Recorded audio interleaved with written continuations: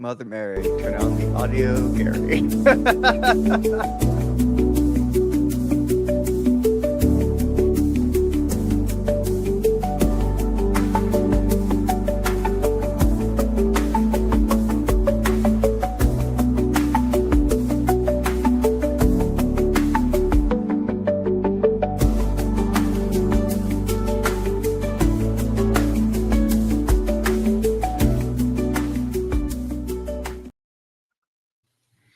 What is up, everybody? Lex still won't show his face for some reason. So I'm not showing mine for the entire stream because it is October, it is spooky season, and even if you want to call me a furry, this is the bones of a furry. So it's dead. Oh my goodness! Look at this furry that's sitting next to me. Look at that face. It's the worst. The worst. Oh my gosh. Oh, sorry. The bones of a furry. Well, yeah. Well, yeah, because from what I've been told, and ate it, and lots of furries have plenty of bones. So, anyway, hello, chat. Gracious. It is so good to see all of you. As always, I want to say hello to Panda. To let's see here. Who else do we have here in the chat? We've got Panda. We've got John Ambler. We've got Jerry. Hello, everyone. Oh, Deborah. Oh, she just jumped in. Miss Deborah. Ahoy. Yeah. Hold on. We had Sergeant Giratina. Did you say just JK? Because, you know, that's one of our boys. Nope.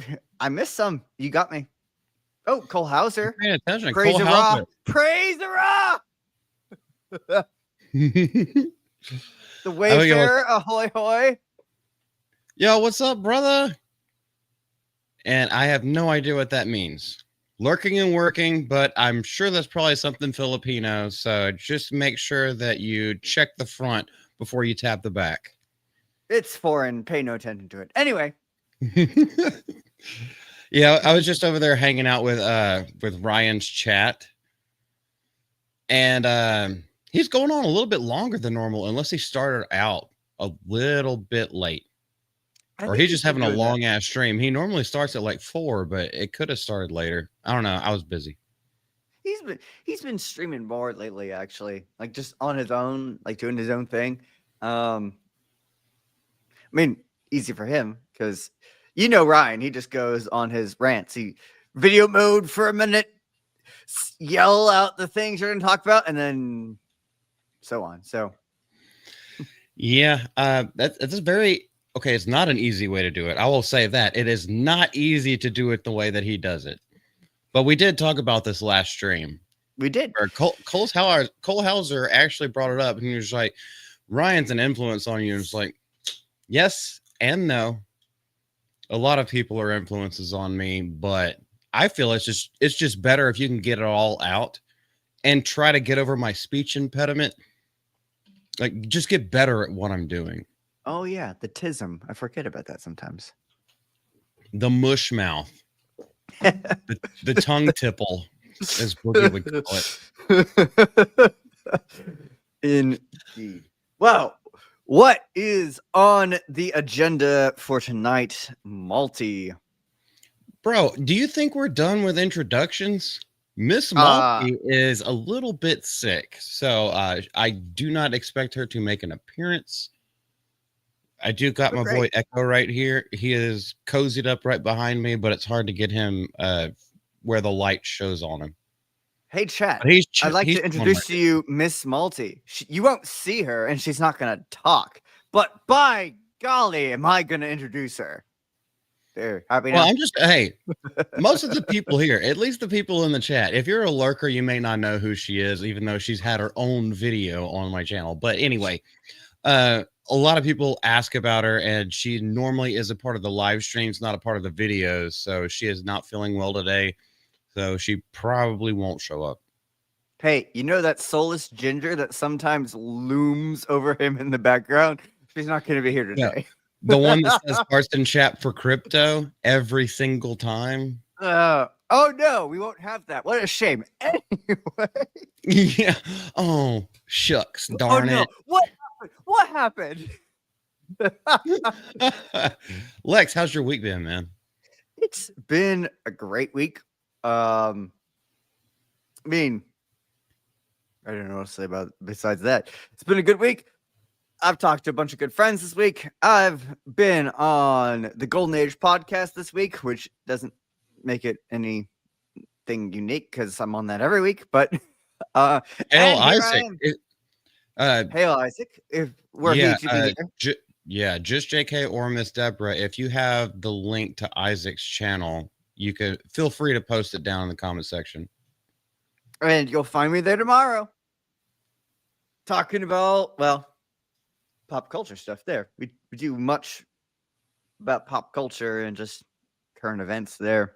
It's great. I spent a good 2 hours earlier today talking to a priest friend of mine about just like current events. It was just like eventually we just got to the point where it's like, you know what? Let's just stop talking about headlines. There's so many things to be thankful for and happy about. And wow, the world doesn't want to tell you about those. So move right along. Miss Deborah's shouting you out. I know you want to just go curl up. No, I see for Miss Malty hearts in the chat for crypto from Deborah. So what on earth are you talking about? Oh, I'm just highlighting that. Well, okay, so I was talking to her. She came back into the room. Now, praise JK, who's throwing out the link to Isaac's channel in the chat. There we That's go. what we like to see. That's what we're here about. What we're not here about is this bullshit in the chat for crypto. Remove that from my site. But Isaac's channel? Oh, you can always close your eyes, blink, nigga. If I had it my way, I'd not never even see 8. again. 7 minutes in, we already dropped it. Oh, I'm sorry. I didn't realize that this was one of those sensitive channels. Here, let me be on my best behavior. I'll be a good boy. It's not. I saw what you tagged me in earlier, dude. It's like, fine, be as toxic as possible as a moderator. And I was like, bro, I reposted it. I didn't even say anything. I was like, yes. The answer to that riddle is yes. I don't know why. I don't know why that popped up as a reminder, by the way. So context, chat. I opened up YouTube on my phone and I saw that I had like the notify in advance thing screen for an upcoming stream. It was for this one. So I click on it and it pops up this reminder that says, oh, by the way, don't forget, you're a moderator for the standards on this channel. Here's some helpful tips about how you can make it a positive environment. And I'm sitting there going, I'm sorry. Do you know what channel I moderate here? We ain't doing helpful tips to be positive around here. Well, the only helpful tip to be positive is to make yourself laugh and be able to laugh at things that maybe make you a little bit uneasy. Sacred is everything else is fair game. John Ambler, just the tip. Whose tip? Oh, where's it going? There are several questions that should be asked. Yes, and this is why you should only blink and not shut your eyes to what's happening on here, because Lex, you need to know where the tips are going. I have involuntarily clenched. Thanks. And in unison butt clench. I did it. All right, we've got a lot on the docket today.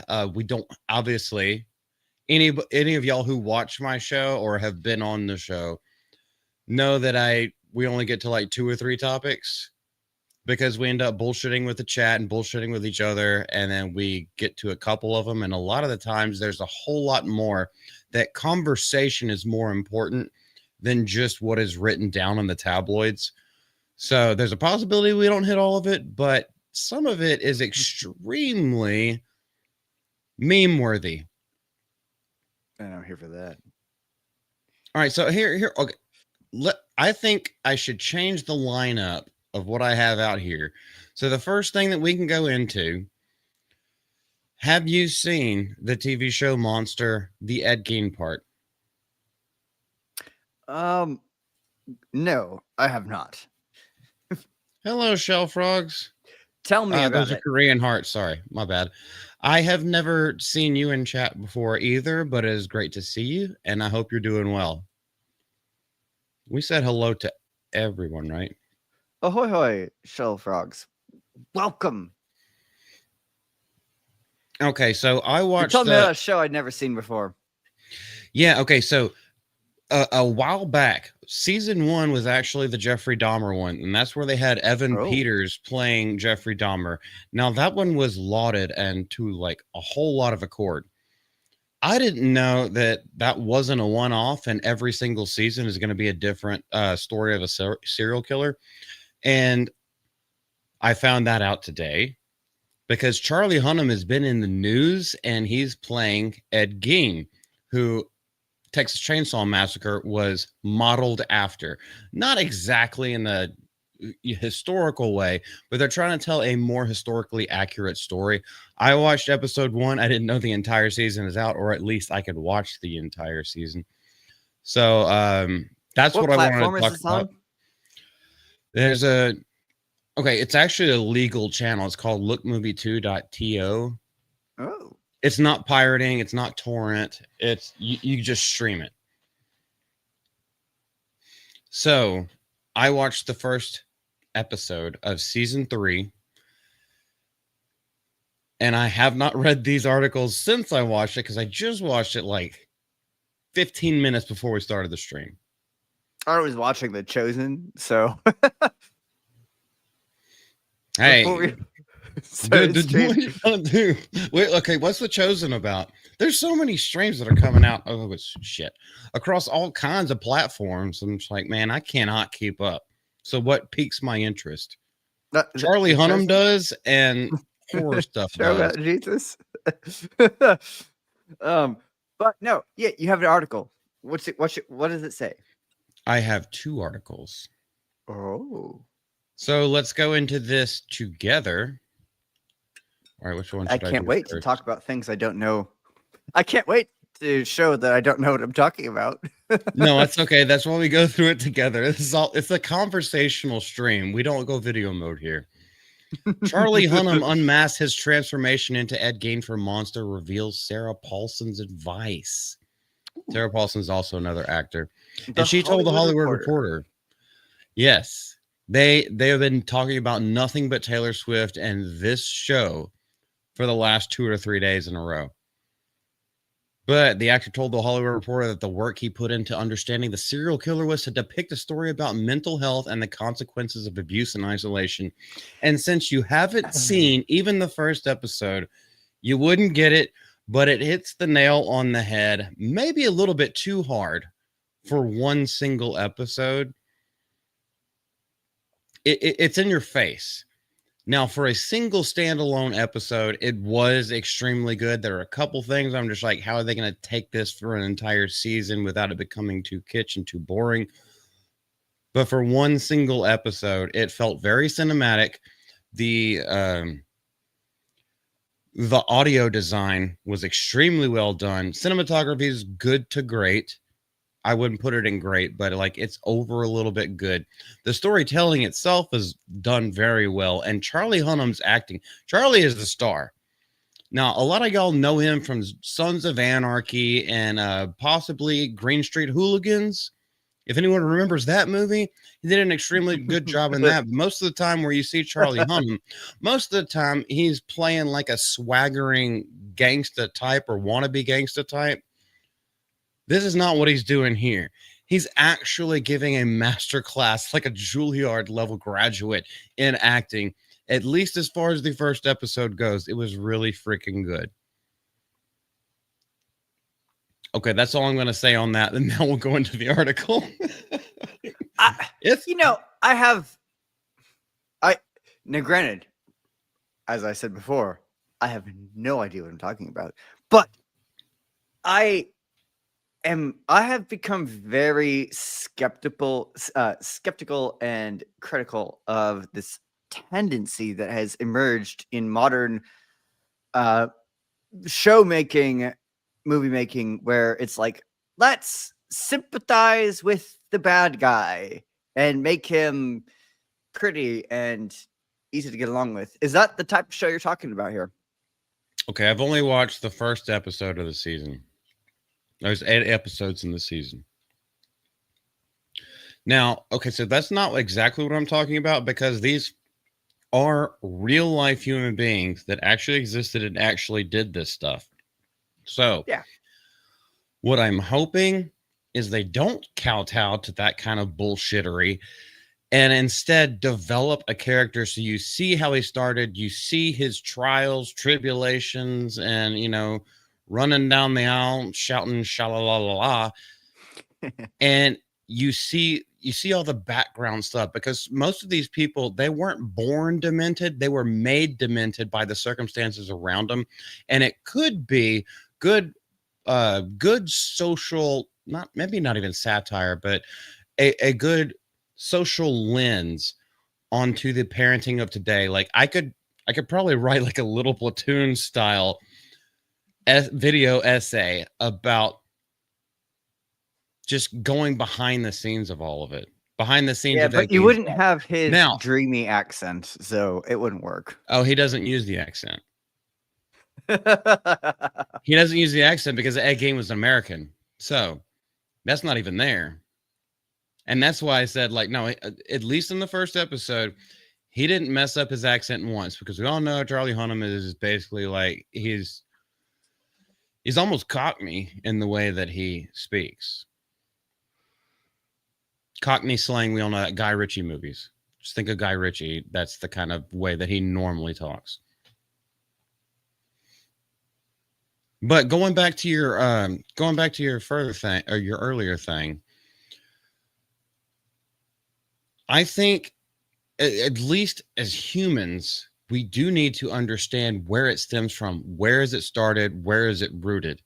Some people are just 100% evil. Some people are, but a lot of people have some trauma in their background and they're trying to like mask over it. They're trying to hit it with an eraser. But as anyone that's ever taught in a school, I'm pointing you out, Lex, that had to use a chalkboard or a blackboard or anything, you know that the eraser doesn't truly get it all away. There's still stuff, there's residue left behind. And so if they do it the correct way, if they write it the correct way, and as far as I'm seeing, he's acting it the correct way, that could actually pinpoint a whole lot of issues that we are having in our lives. And that's what entertainment is about connecting with us, entertaining us, and also showing us the pitfalls that people fall into over time, whether it comes from their parents, whether it comes from, a traumatic thing that happened earlier in their lives or just recently in their lives, and it changes them forever. Well, as Elrond said at the council, in the book, nothing is evil in the beginning. Even Sauron was not so. Everybody's got a story. Well, yeah, Sauron was basically an allegory for Lucifer because he was. No, Melkor was though. Yeah, Melkor was.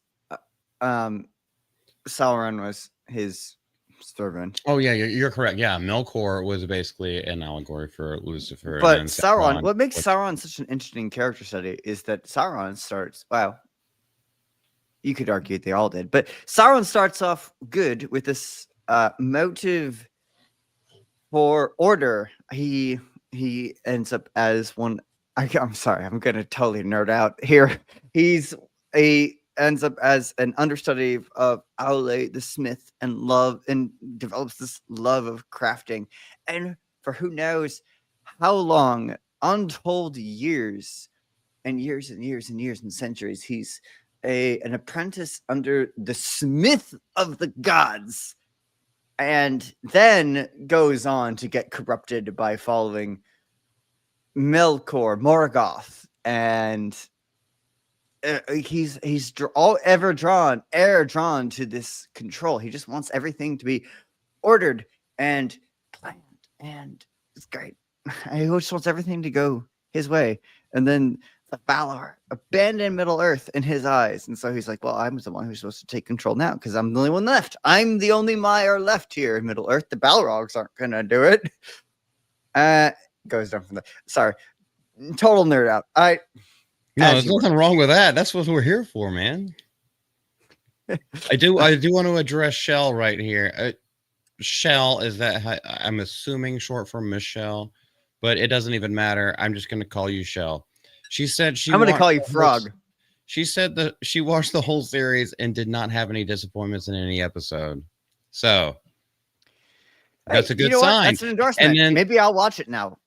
you know what else is a good sign? Since Miss Deborah likes crypto, she says she watched the first episode, was so bored, maybe I should try it again. I don't see how any of that was boring. It's a character study, and it's starting like this is beginning the character study of Ed Gein. Now, how accurate is it to real life? That's what I need to research more. But I want to. You got I want to bored by a watch the show story about a more. serial killer? Where in the first episode he starts the killing. Now, which killing do you think? I'm not gonna tell you because I don't know. I am my interest is extremely piqued, and I really want to see more. You know what? Right there, that is the most like that. That is the best endorsement a show can get. Is I want to see more. All right, I'm curious. I want to see more. Man, there are not many things these days that engage, encourage, inspire, and so you find a show that, oh, I want to see where this goes. That's important. Miss Deborah says that the frog is a good friend. So Shell. That's what we're doing. That's what I'm sticking with that. You can color frog all you want. I am going to color we frog. all know my nerdy home Steph is turtle, so she could be frog. It's all good. She's here. Welcome, frog. Yeah. Okay. So John Ambler said something. Shit talking like always. The real horror is thinking that Taylor Swift might reproduce. Well, I got a story about that later. That's later on in the stream. I got a story about that may or may not be made up, but half of it is true. Taylor Swift was first became popular when I was in high school, and I hated her then too. So that's one of the topics for tonight. So get ready. Like this story contains some spoilers. All right, Spoiler alert. Fall. So that means another season of Monster from Ryan Murphy and Ian Brennan's anthology series is upon us, and this time the horror series follows the life of the infamous serial killer of the 50s, Ed Gein, who inspired classic horror films like Psycho, The Texas Chainsaw Massacre, and Silence of the Lambs. And if you know anything about his MO, he's basically a grave digger, and he made furniture out of dead people's skin. There's a whole lot more to it than that. Silence of the Lambs has like been canceled these days. You can't. It's no longer acceptable because of political reasons. But it's still one of the best movies of all time. Anthony Hopkins. Yeah, because a man dresses up like a woman. Yeah, it's unacceptable because of trans reasons. But I mean, well, frankly, if we're gonna talk about J.K. Rowling later, we can get to that when we get there. So moving right along. I think I made my video on J.K. Rowling. I don't have her pulled up for this stream, but we can always talk to it. We can talk about it, and I can pull it up on the fly. For the show to land, though, everything falls on the performance of its title character. I've talked about this, Charlie Hunnam. We've talked about where a lot of people will know him from. What a lot of people don't know him from. Oh, goodness. And I'm blanking on the name. It's not called City of Men. Children of Men. He was the nigga with the white dreads that in one shot while the SUV is going down the hill with Clive Owen and they're trying to get the one baby that has been born in like the last 40 or 50 years. They did that all in one take where he's chasing the open door down there. He's one of the guys with the white dreads. I think that was his first time on screen. I don't know, just a little bit of trivia.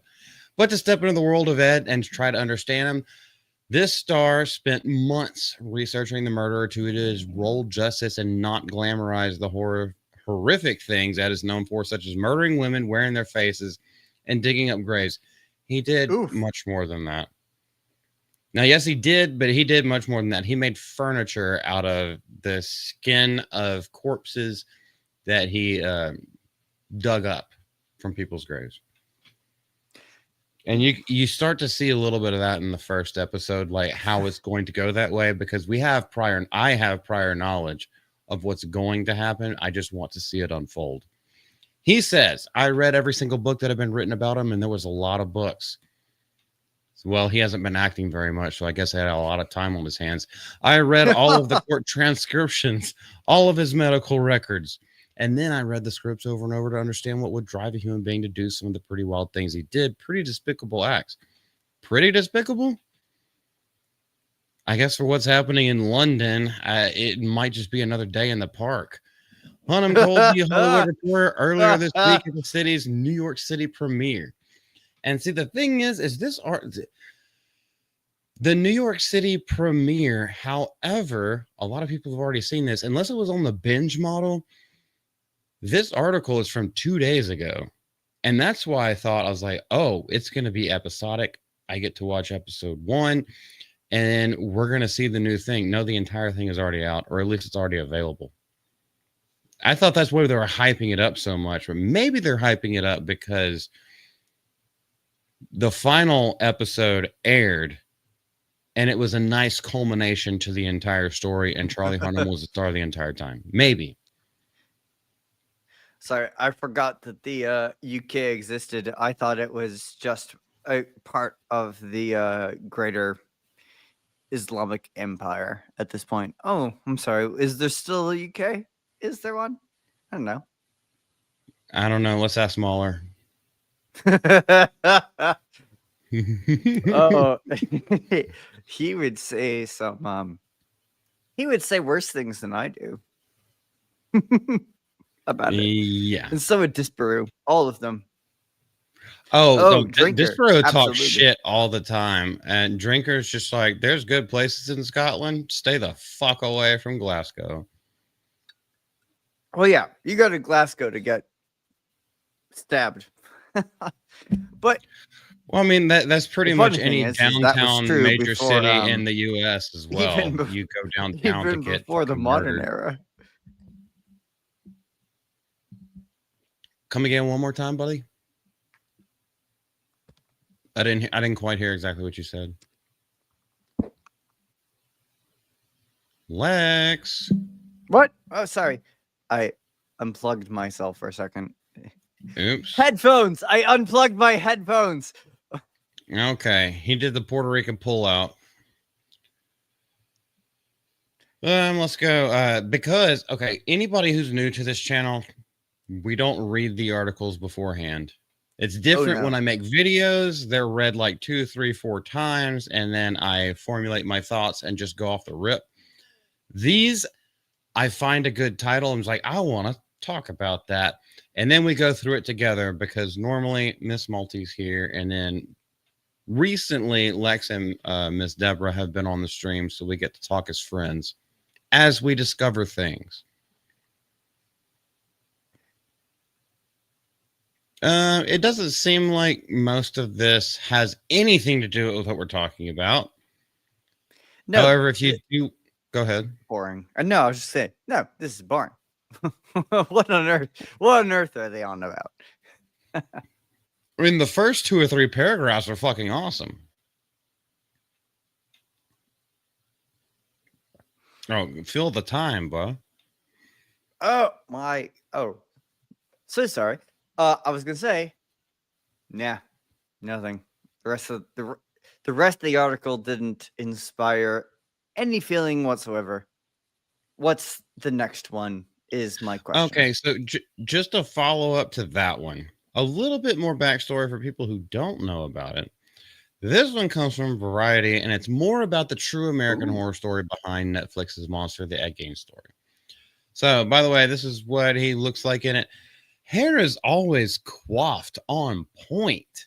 I will say that. So for someone who has seen actual pictures of Ed Gein, I like the way that it's done cinematographically. I always struggle with that word. I love the way that it's done in that way, like aesthetically. Let's just keep it to that. But this is not the way the dude looked in every picture that's ever been taken from him. However, they did do something. So his right eye is kind of like glued down a little bit. They made, and they put his ears out too, the way real Ed Gein was. So like they paid attention to make him look as much like the actual person as possible. I took notice of that. So I'm gonna give even more praise to the prop department. The third season of Ryan Murphy's Monster Anthology series arrives on Netflix on October 3rd. See, that's what I'm saying, but some people have already binged the entire thing. It Deborah's focuses on saying they the made him look creepy. Well, yeah. he's not Okay, supposed so to look like a good guy, Deborah. He's well, he's not. Yeah, he wasn't a good guy, and serial also killer. to that point, to that exact point, he starts out, at least in this story, he's abused by his single mother, who is very No. teetotaling. Like, think of the water boy, but Oh. she's way more harsh, and it's way more harsh situations. Just think of that. And this is what happens with him. So he doesn't play he doesn't play a retard. He plays almost like a social retard, but he has interests in other things that, a lot of people are just like, you're being a little creepy. Like, just don't do that. You freak other people out because he has a different way of thinking. And the reason for his way of thinking is because he has been emotionally abused by his mother, who is single and says that all women are evil, yet she is the almighty for him. So it's a very strange dichotomy of what's going on. Hang on. Again, you've seen it. I haven't. Yeah. Do they portray this guy in a way that it's like, yeah, he's a little weird. It's normal. Whatever. He's off. It seems like he was.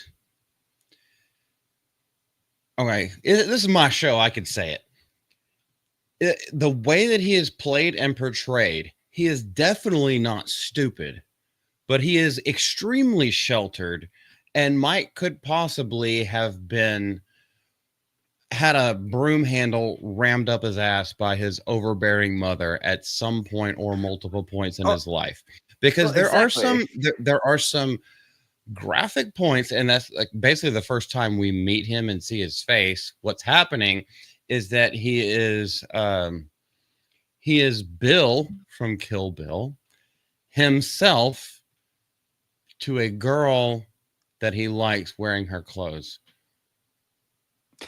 It's okay. So like you, okay. This is how we know we're in a fucked up story with a fucked up individual who actually existed and actually did these things. But like, it doesn't hold back from anything, and that's what I love. I hate when TV shows and movies hold back from the gritty, harsh truth, because in order for us to understand and see how grotesque it is, we actually need to see this kind of shit sometimes. Also, I'm a huge horror aficionado, so I've seen it all before. Oh, and well, it's as simple as this. True stories are graphic. Yes. Period. And they should be. You shouldn't pull any punches when it comes to telling about these horrible people that did horrible acts. You don't need to pull any punches when you're showing them. Like, there are always sympathetic things that you can glean because they are human beings. But you should be like, they were fucked over. We can't let other people be fucked over in this way. We shouldn't. Well, and that's where my previously mentioned skepticism comes in, is so often these shows make it seem like the villains of stories are the victims and we should feel bad for them the whole time. And the answer to that is no. In fact, the villains are the villains, and for whatever reason that they became villains, they're villains, and we should see them as such. Oh, look, the frog is talking. Ribbit. She ribbits. He is extremely intelligent, and they show that throughout the series. It is shocking how they show just how intelligent he truly was. Now, that's the thing. And that's kind of why I said, it's like, no, he's not a retard. He's not a Lenny from Of Mice and Men. And he's been sheltered and held down, always observing everything. He has friends. He has Adeline or Adeline, however they pronounce it, and you only see her for a little bit. But anywho, Lex, I don't know too much about this, and also don't want to spoil as much as I can. But he has friends, and he goes out in public, and he is totally fine in public. He's not like a Forrest Gump that needs someone to like hold his hand while he's walking on the sidewalk. He doesn't need all of that. He works on the farm for his mother with his brother, and he's very capable in all things. He's just timid because of his mother.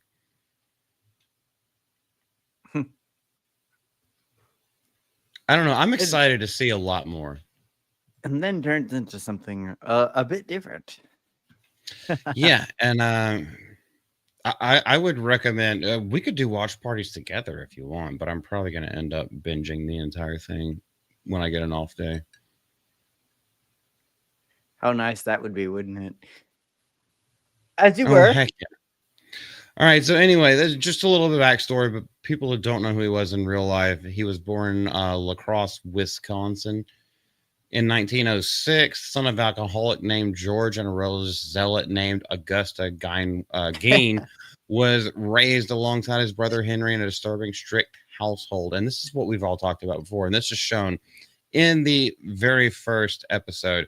So you get the entire backstory. It's not really force-fed to you. Like I said, and the mother does extremely good acting. But there were only a couple of parts that felt a little bit tropic, but hey, this is what actually happened. I think the acting was extremely well done. I don't know. I recommend giving it a shot. But you haven't finished the show, right? No, I've only seen episode 1 right before we started doing this. Oh. Because they dumped it on Netflix 2 days ago.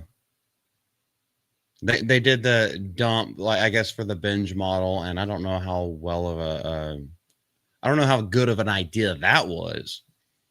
A lot of people have been canceling their Netflix subscriptions lately. A lot of people have. That's a great segue because especially when everything's basically an hour, you're releasing 8 hours of a season all at one time, and you expect people to keep up with that. Like, nigga, that's not how it works. I'm with Shad on that. There are differing opinions, certainly, on whether or not the binge model is ideal. I think I tend to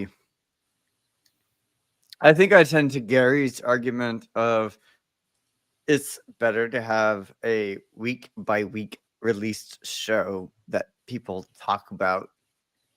In the week, and not they don't just watch it all at once. But nonetheless, what we're talking about here is people canceling Netflix, and my goodness, well, I think they should.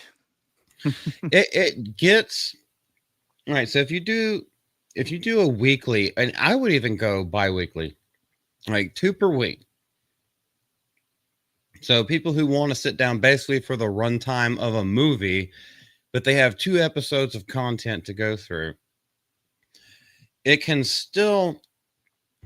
keep the hype for your art going on longer. People will talk about it for longer. Therefore, in my opinion, it'll stay in people's heads for longer and could go up into the realm of classic. If you just dump everything off at once, because there is so much content coming out on across all of these streaming platforms, it's likely to be left in the dust. No one, like half the people, aren't even going to know that it came out, and the other half of the people, or at least the other 90% of the people, aren't going to have the time to see it because so much other stuff is coming out. So unless they get attached in that first episode and continue on with it, and it's like, I got other stuff to talk about, I got other stuff to do. I think a one or two a week is the best way of releasing, especially heavy and dense content. That's why Game of Thrones did so well. Well, it did for a while.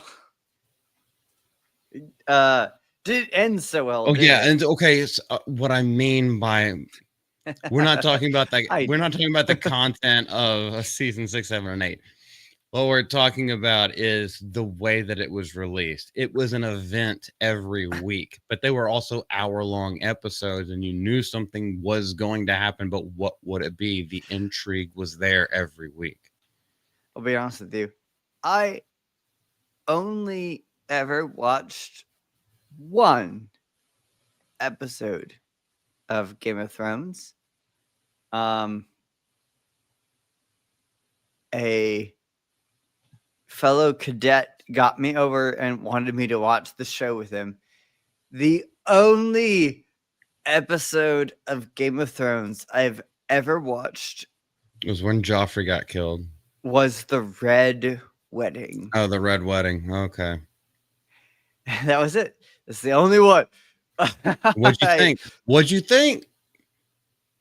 It didn't get much because you didn't know all the characters. You didn't know all the exactly. I was like, I didn't think anything about it. I was like, am I supposed to my buddy is flipping out about it as he, of course, obviously, because he knows the story. And I'm sitting there going, okay. And like, I don't know who any of these people are. It's really funny. That was such a funny experience because he's sitting there. He's like, you should come watch the show. I was like, I have never been interested in the show. Okay, fine. I'll show up. I'm sitting there in his room and it's the Red Wedding, which is like one of the most important episodes, like of all. Like in terms of the story, it like breaks the Stark's house. Yeah, that's so important. And I'm sitting like, I don't know who these people are. I don't care what's going on. Hey, he's sitting there losing his shit. Oh, it was so funny. Okay, so Panda, to your point, I binge watch some stuff, but there are some particular shows that I would prefer in a weekly way.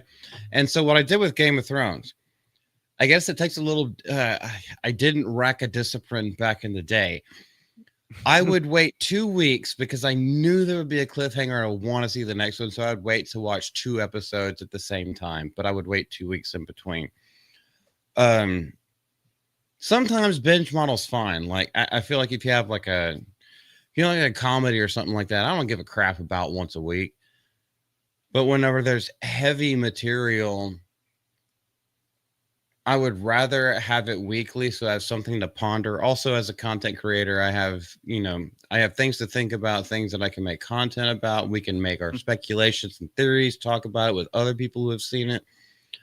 And I think it keeps on people's minds for a longer time. So if it actually is good and it sticks the landing, then it could, reach that upper echelon of being one of the classics. However, I try to hold off.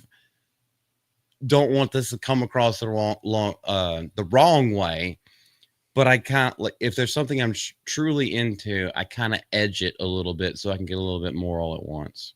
I hope that makes sense and isn't too dirty. You heard it here. He's into edging. Anyway, no, but I also. But anybody can do whatever they want. But I agree. I love stories. Humans love stories. Um, it's in our nature. We love stories. Go back to Genesis even. Genesis 1 and Genesis 2 are two totally separate creation stories. We've from our beginning we've loved stories. It's what makes us what we are. Um It was I the first think form of. Sorry, go ahead. all I was gonna say is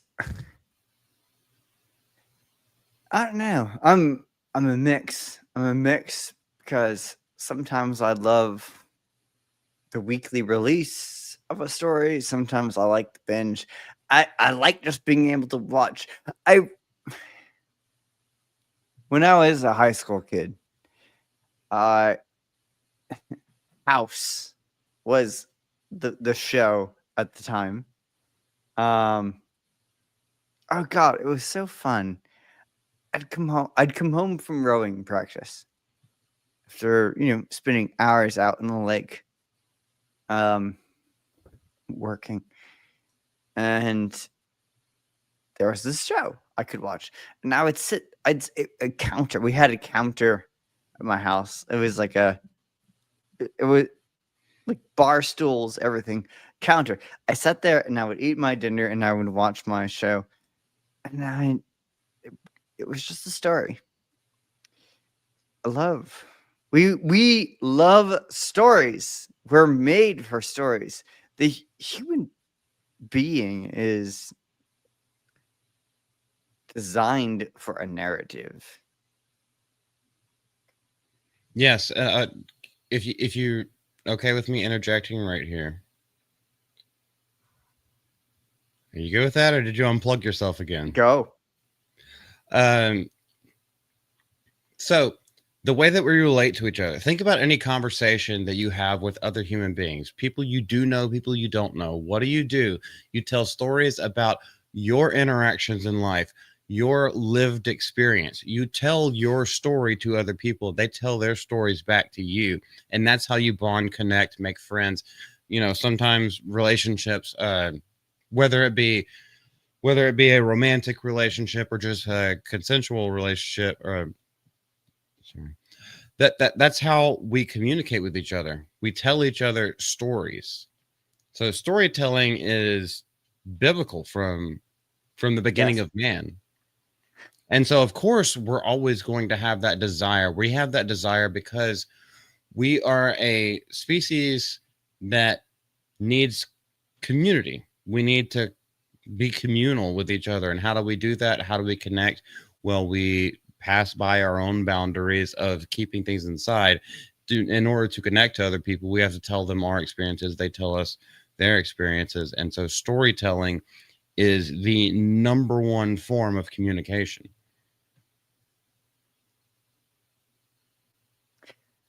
Correct. Exactly right. That's it. Um, that's everything. that's that. That's the human experience. The human experience is sharing stories. Yeah. You know what's crazy to me? Okay, this is going to go off on a tangent. What's Oh, crazy to me is that before they had the printing press, before they even had like reeds on, the reeds and the pressed bamboo that they were writing on, storytellers would literally dedicate themselves to remembering word for word what needed to be said. oh And they would yes. orate it. Orate means speak vocally. They would orate it to people word for word, and um, that tradition of storytelling held true. It's not like a game of telephone. At least back then it wasn't, because they took it serious. Yeah. Ah, you're so right. Excuse me. In the early years, That storytelling would last for 250 years before they could write it down, and nothing had changed. There was no hearsay. It wasn't word of mouth. It was the exact same oration. uh, people have a wrong impression of oral tradition, but the early days, The days after Moses, let's be blunt here. The days after Okay, Moses, let's be serious. Okay, you got the floor, man. the days after Moses, the people were taught to memorize word for word stories. You didn't make mistakes. You were tested. You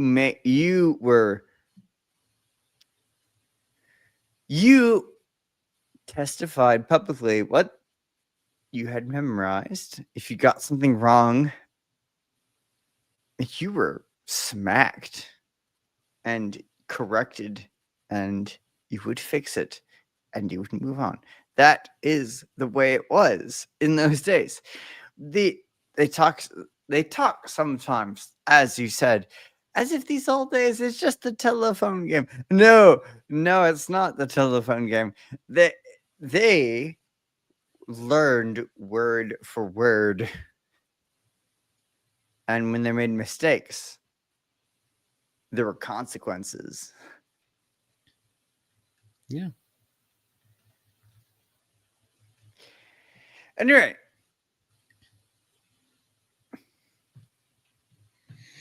what's our next story? I'm just laughing at John Ampler in the chat. I'm gonna be honest with you. He's taking every single opportunity to to make it a sexual thing. It's hilarious. He won't stop.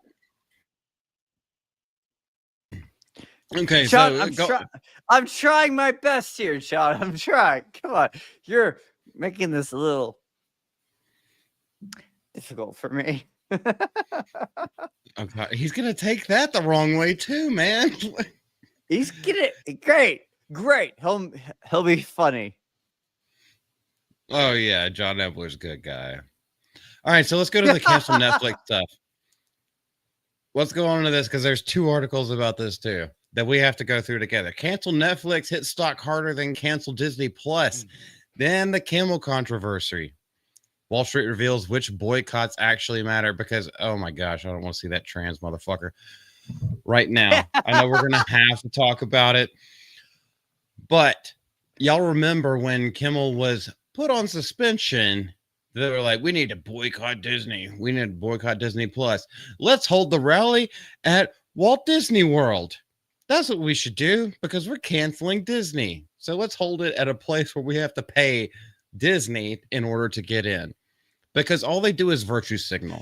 Oh my God. Every time you scroll down. Are we ready yet for this? Guess what? As you were. I'm sorry. Guess what this show is rated? TVY7. I know it's rated. What it's rated? It's rated for 7-year-olds. Yes, it's rated for 7-year-olds. You can obviously tell that this is a trans individual. This is a mix between a blue-haired Karen and a dude. This is in no way feminine, but trying to be feminine. This is an affront that they're putting in front of our kids. The cancel Netflix campaign that Elon Musk started. Okay, I actually don't know if he started, but he made it extremely popular, and I commented on it on my Twitter account.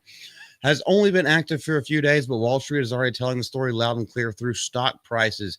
Because as soon as people, rational thinking people, actually see this shit, there's like, no, not paying attention to it anymore. Whether or not they have stocks in it, they sell their stocks or they just stop using the product. And that makes the stocks tank as well because it doesn't have the funding anymore. Fueled by Elon Musk and conservative influencers on X. So, okay, here's the thing. All right, Marvin, I want to have you on the show at some point. I know you're not watching me right now. I need to talk to this guy because some of the ways that he words things, I was like, dude, I agree with most of it. You wrote it a little bit incorrectly. Conservative influencers. If it's only conservative influencers that are against this, that is a highly volatile point to make. anyone with a rational mind would know that this is not good for kids. It doesn't matter which side of the aisle you're on. People who actually care about kids, people who are actually good parents, would not do this. Now, you could talk about far left, you could talk about rational influencers. I just think that's a bad way of wording it. And that's just a personal gripe of mine. But anywho, do you have anything to say, Lex, before I finish the sentence? I'm enraged. Yes, the movement is cutting into Netflix's valuation at a pace that should terrify I Hollywood. am a school teacher. That's my job. My job. Hi, chat. If you don't know, what do I do for a living? I teach children for a living. That's what I do. I teach children Christendom for a living. I'm the religion teacher. This outrages me. I don't there are not appropriate terms to describe how I feel about these shows indoctrinating children in so foul a way. I don't know what to say. I don't think there's nothing I can say other than I am disgusted at the profanity and filth that are being shown to children freely. Like, what are we doing? What type of world have we come to where What's an indoctrination of feelings? That's what it is. It's godless. Lex, you and I talk personally godlessness behind the scenes. Obviously, I make no bones about it on my Twitter. I make no bones about it whenever I do YouTube videos. But you and I do talk personally behind the scenes, and we've had phone conversations where I was like, godlessness is what is killing America and what is eventually going to kill our kids before they kill themselves, because they've been fed hormone blockers, and most trans people don't want to live anymore because it doesn't go the way that they've been that they've been sold. Hook, line, and sinker. They've been sold this. They've been forced into it by their fucking activist parents. And now they are unhappy with their lives. Their hormones don't work the correct way. The only way that they feel that they can get out is either enacting violence on other people that tell them that, hey, you were wrong, and come to us. We can show you a better way. They're just like, no, because I've been indoctrinated this way. They either take violence out on those people like we saw with Charlie Kirk, or they take the violence out on themselves, and then they're dead. And that is a child of God that has been taken from this world. Why? Because of this fucking indoctrination, because of godlessness. Ooh. I'm sorry. No. I'm not Don't sorry. apologize. Look, I'm not fucking sorry. It. I'm not fucking sorry, but I'm sorry that I cut you off a little bit. No. You said only what I would have said. Not even sorry. Not in the slightest. And these stories are 100% about this.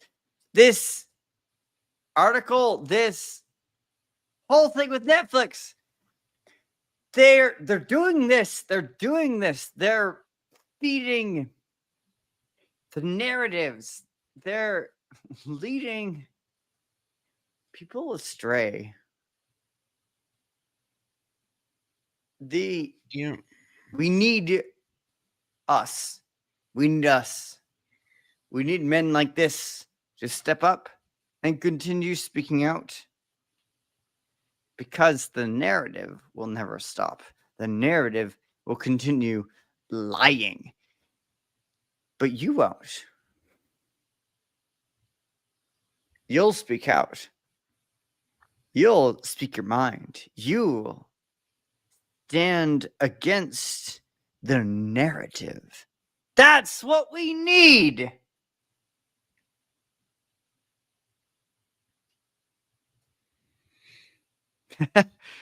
Are you ready to laugh just to break the tension?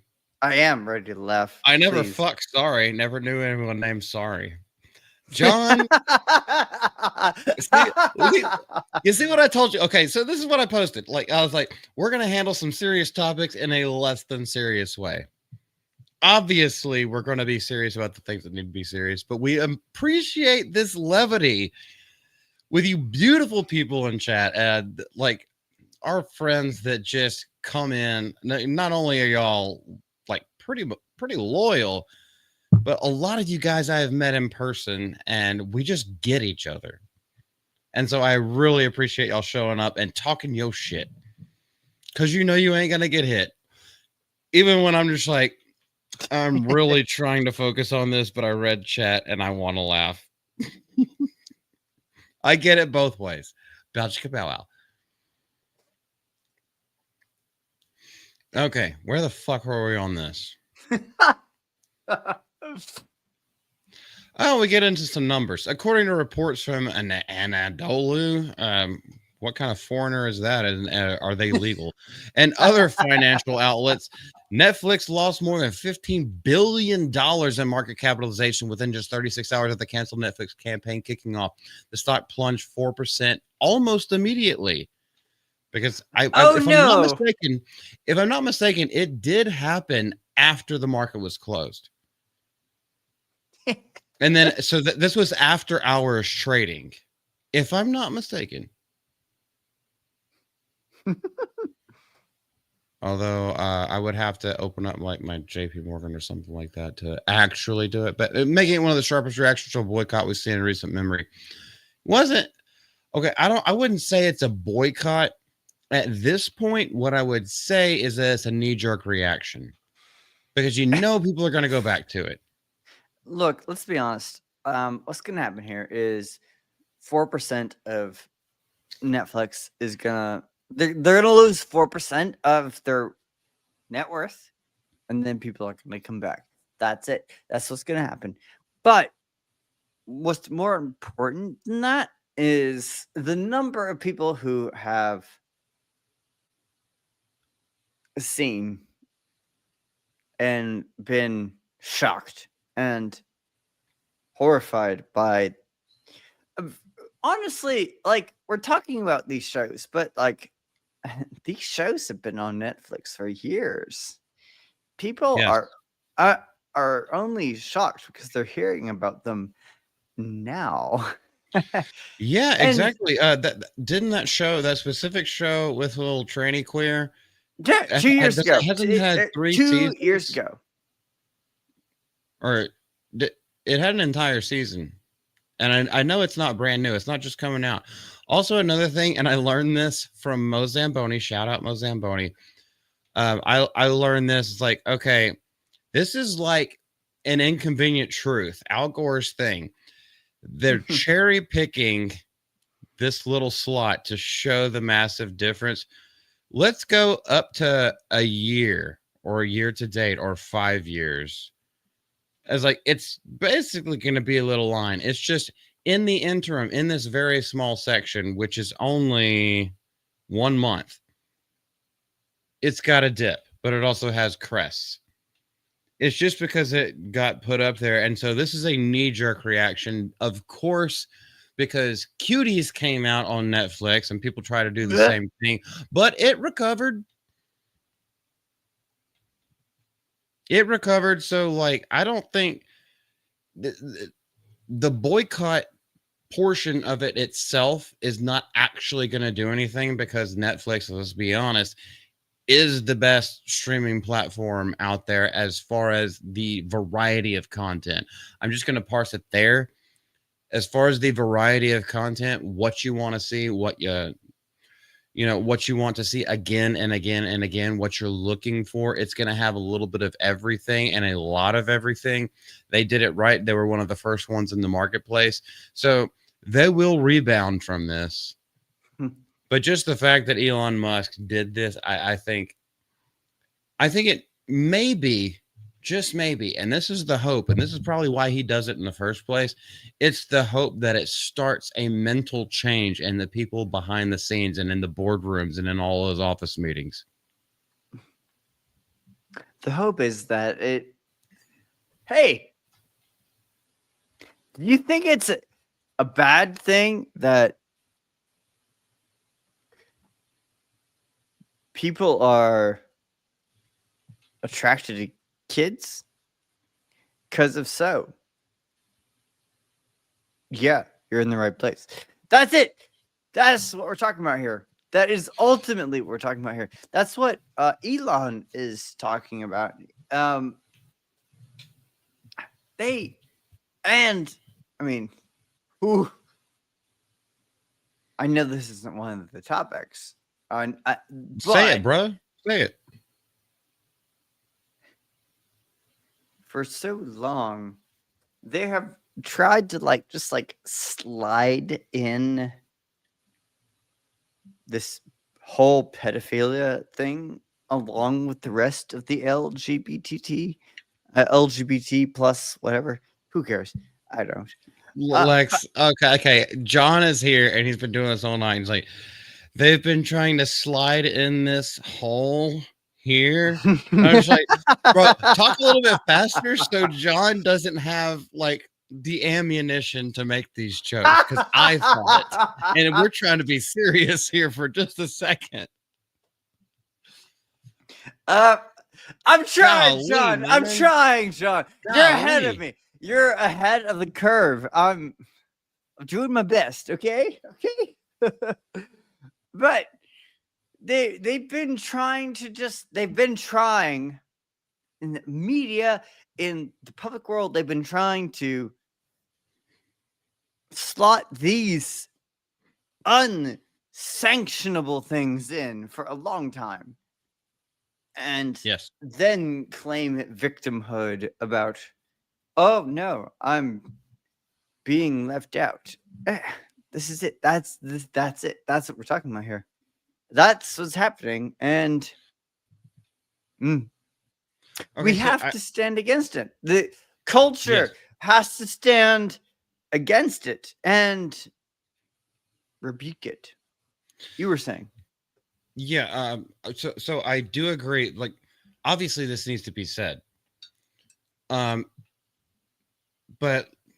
like is pointed out in the article and all this other kind of stuff, I think it does need to be said because that specific show has been on the air for 2 years. So like it's been there. Like we've known this with the Buzz Lightyear gay kiss, and then all like, is this the gayest Marvel movie ever?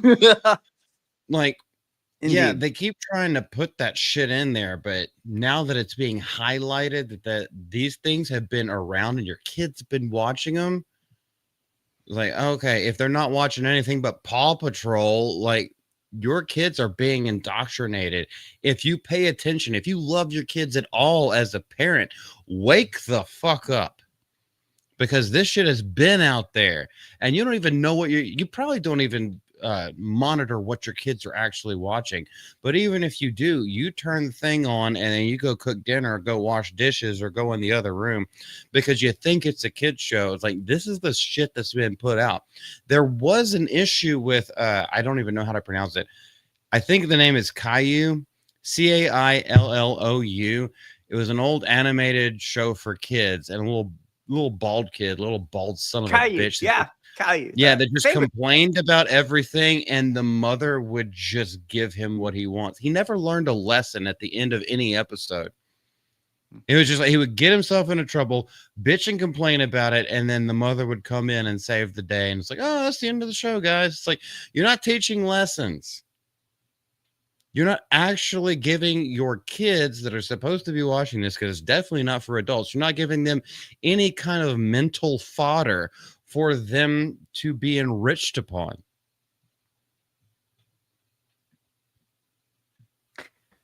No. But I mean, isn't it like the whole point that all these platforms that we took for granted as being good platforms for so long, and now they're tools of propaganda to indoctrinate children. That's it. That's the way of it. I mean, again, as I said, I'm a school teacher. I'm horrified by the countless ways I see my children being indoctrinated every day. Constantly. No. Panda says exactly. I have grown kids and I knew everything they were being exposed to and taught them to think critically. Panda, that's because you were an attentive mother. The way that these kids need to be brought up and trained in the households nowadays. My parents were attentive. You were attentive to your kids. It seems like there's a growing plurality of people nowadays where they're just like, here's a fucking screen. Get out of my way. I got to drink wine. And it's not even watch the soap operas anymore. I got to get on TikTok, drink wine, bullshit I have kids, with other people, but I can just go to an sign them activist. off. Sorry, go ahead. I can delineate. I can subjugate. I can yeah. I have kids, but there are other people I can assign them to. That's what happens. It's horrifying. Okay, sorry, go ahead. All right, before I go silly again, go ahead. Be somber if you want to. I teach kids for a living. Yeah. I'm not a substitute for parents. Correct. Period. That's it. That's all I have to say. Yeah. You are a teacher of the moral law and you're a babysitter. But they're the parents. They instill the values and the behaviors and manners, all that kind of stuff. That should come from them. And what you do is you teach them about morality because you're in a Catholic church or a Catholic school. And so you're teaching them biblical principles and then making sure that they're safe. That's your job. You're not indoctrinating the kids. Nope. Okay. So you're ready to get a little bit goofy? Yes. I'm eager for it. John reproduced. Go ahead. Make a couple of jokes about that. All right, you're on blast, John. You've been doing it all night. I reproduced. Not in this chat, I hope. He reproduced more sperm after he teabagged that last person he killed in Halo 2, which is now a dead platform. John, no, I shouldn't say that. That's actually extremely mean, even though I would laugh at it. Yeah. And also, I don't want to make fun of your kids. They couldn't help that you're their dad.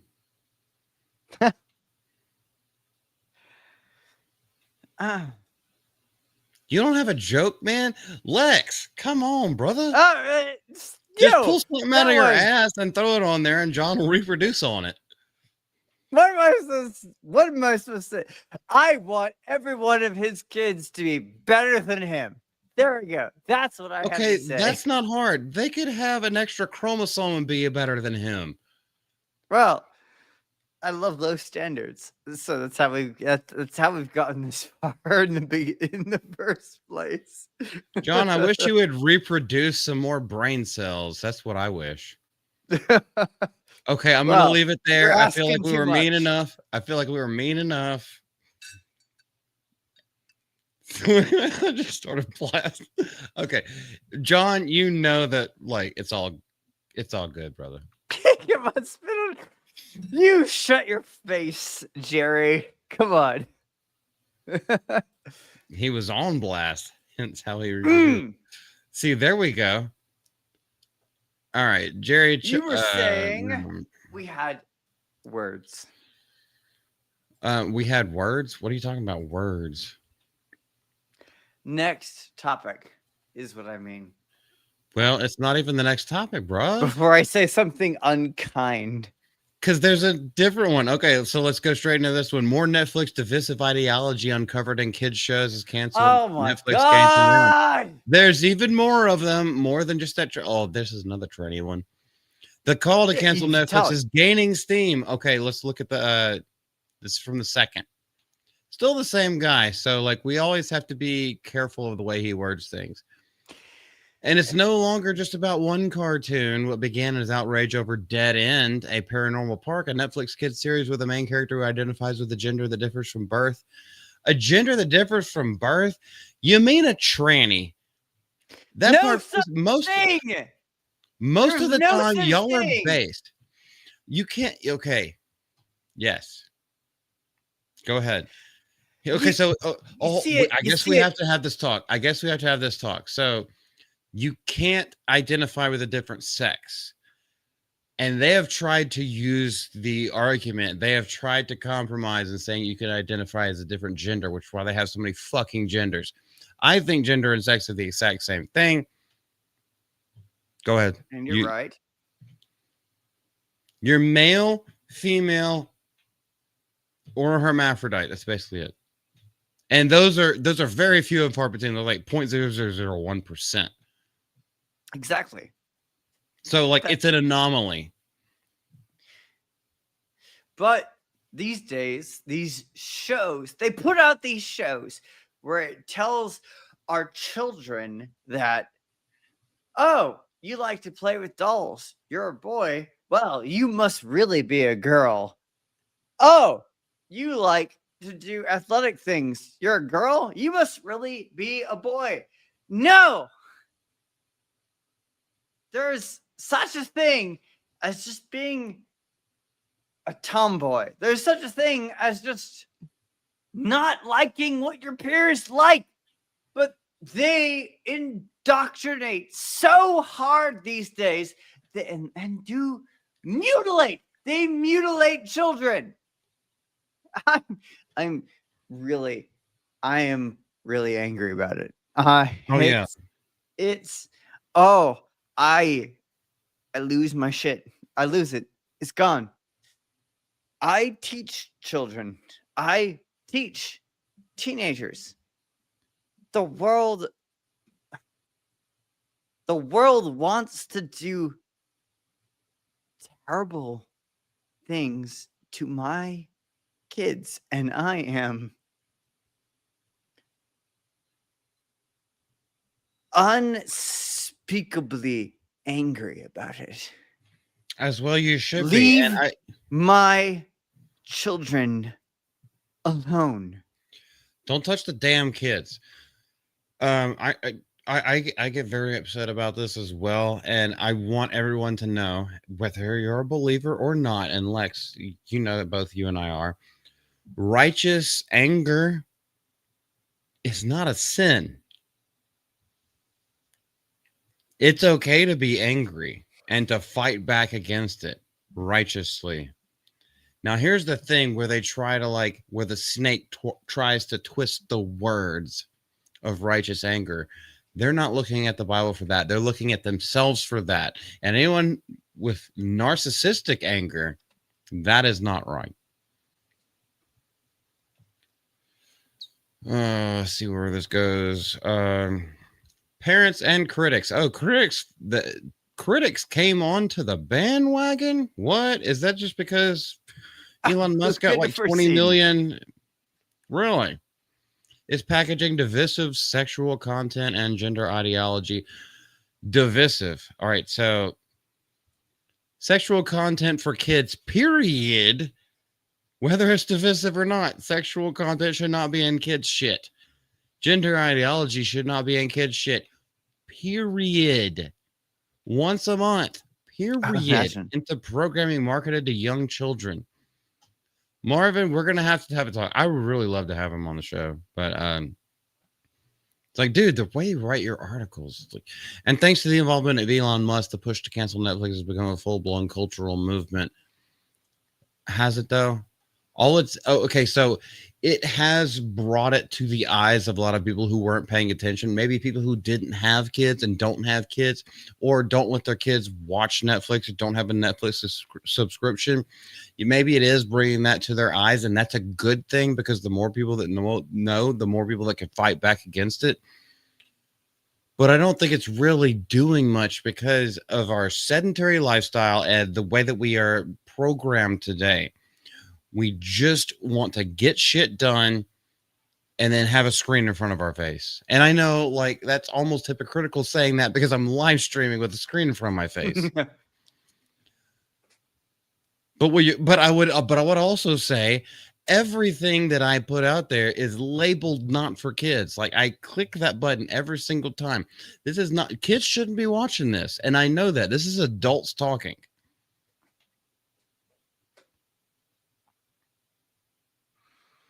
The controversy, anyway, I don't want to talk about that one. Premiered in 2022, which is what you said, so it has been 3 years. And this is not going to do more other than we can laugh at this.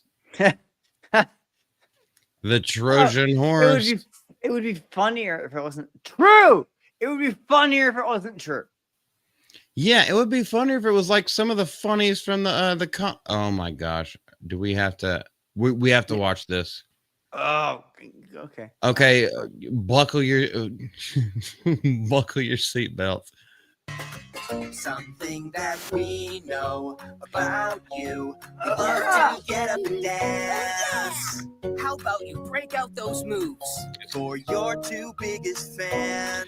It's fucking 40 seconds long. I hope y'all can hear that. No, I can't do it. I'm sorry.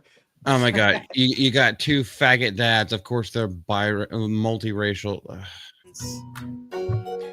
course, he's got Killmonger's haircut, by the way. Now it's a fucking girl.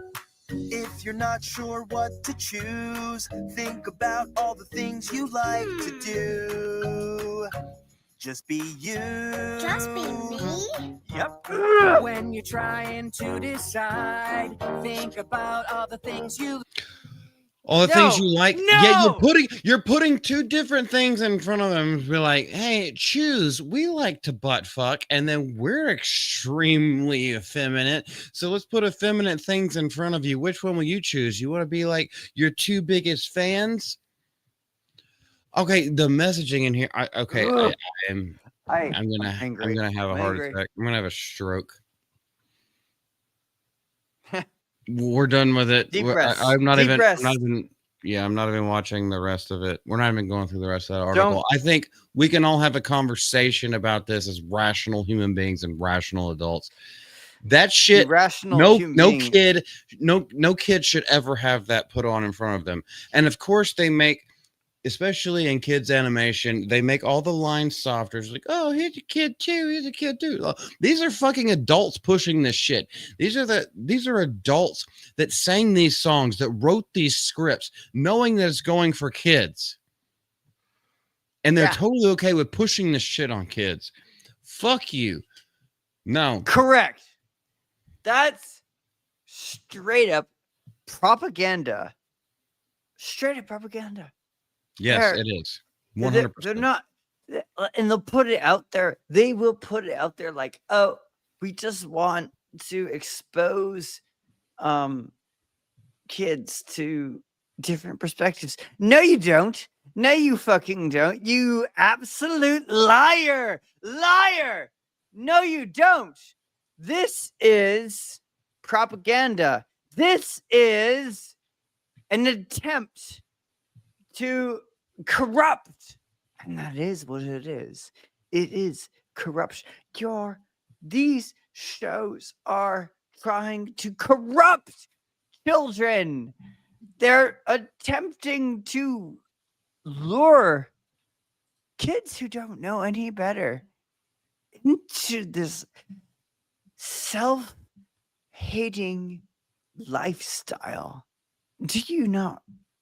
Do they don't know. They don't, but we must know. We must identify it as this evil thing, this evil corruption. They don't think it. They don't think they're doing this, but they are. They're trying to get children to kill themselves. That is the end. That's where this story ends. They don't say it. They don't think it, but that's where it ends. And we have to be blunt and honest about it, because if we fail to do so, we sell our children short. Sorry. I know. I rant. Okay, hold on. No, sorry. Ain't nobody sorry about anything that's been said on the stream.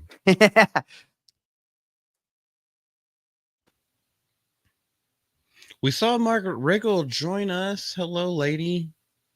Hello. It's good to see Welcome. you. We've been talking a whole lot about protecting kids, and it's been a little bit crazy, but we also had jokes intersparsed, or whatever the word is for that. Indeed. Intertwined in between all of it, hanging out with folks. Goodness gracious. And a lot of the things that have been coming out, at least within the last week and a half, and this is the week in review, there have been a lot of heavy things that lay on your heart if you have any sense of morality, or a good person, or a good parent, or care about kids. You don't even have to be a parent.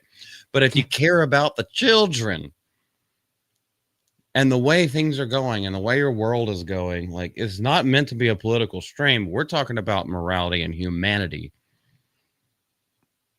So, splattered here and there. Good gracious, John. Good gracious. Which side of the boxers? Oh,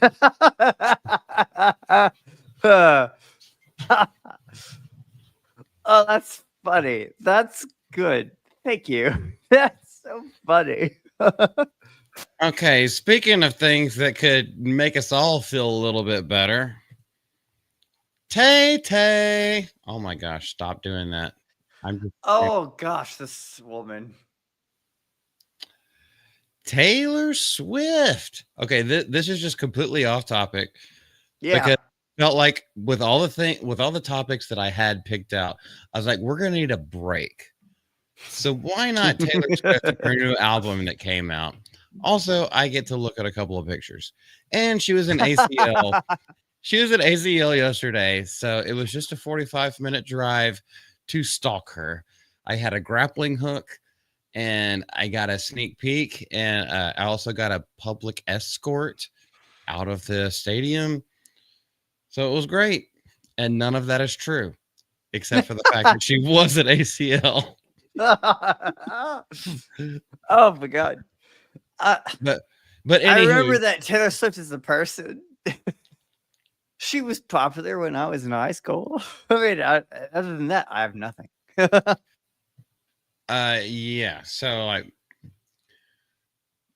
this is the thing, and that's like, if Miss Malty was feeling well, she probably would have been beating. This is when domestics would come in. It's me talking like this. Well, she makes stupid comments about crypto or whatever that dog's name is. Heart in the chat for crypto. Anyway, their official release party of the Showgirl review. I don't know if any of y'all actually listen to her music. I enjoy Red, 1989, and Folklore. Those are the three albums that I actually enjoy. A lot of them are like, they're good road music albums. Then all of her new shit sucks. Well, the new one came out, and it's kind of like a return to form because I think she knew that her shit sucks. It's kind of like a return to form, but it did extremely well on opening day. In the very first day, what was it? She sold, was it 2.4? I don't know if it's in this article. I saw it came out. Anyway, I don't care about that. I just want to see pictures of her. But oh, that's so funny. That's so good. Oh. Oh, I know. Yeah. Jer Bear hates it. Jer Bear hates it. He's like, fuck anyone who likes Taylor Swift. I'm just like, she's hot though. And maybe she was 10 years ago, but I I know don't care. she's 1 year younger than me, so like technically my age. It's like, yeah, I don't care. But now the meme has to carry over. So I have to keep it going. And if I enjoy a song or two, you know, interspliced I between haven't, so interspliced between my death metal and old post-hardcore screamo. Yeah, sometimes it's good for a little song like that, and then you go back into double bass and like deep metal growls. It's a good meme. Also, still would. Oh, that's good. I would say she was a meme to me. She's always ever been a meme to me. What the My hell? high school All rowing right, team. okay, Deborah. Oh, you were saying? Go ahead. No, go ahead. Go ahead. My high school rowing team.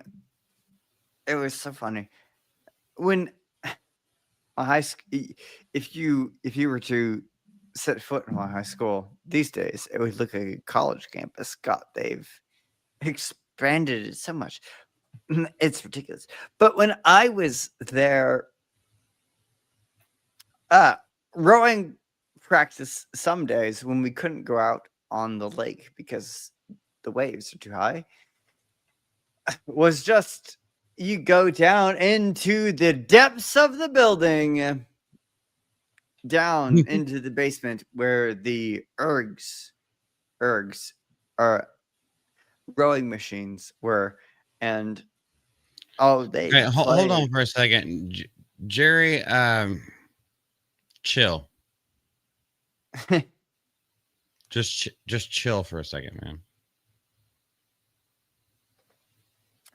As I said, once upon a time, gosh, high school, 10. Oh no, 15. 100%. Maybe more. Panda. A long time ago, we went down into the depths of the building and they played Taylor Swift. It was popular. And then we would get onto the machines. That was it. That was my story. Goodness, no, that shouldn't have inspired anything from anybody. It was just my nonsense. As we were. I don't know where we were. Okay, yeah, that was just a fluff piece. So, okay, so the last biggest thing oh my goodness. Just JK hopped in on it. Good gracious. I know I invite it, but there's certain things, Jerry, like you're just getting a little bit too graphic, and I would rather not. Don't go too graphic. Make jokes, down, bud. Jokes, euphemisms. Keep it a little bit more toned down, please. You're still good, like you're not banned or anything like that.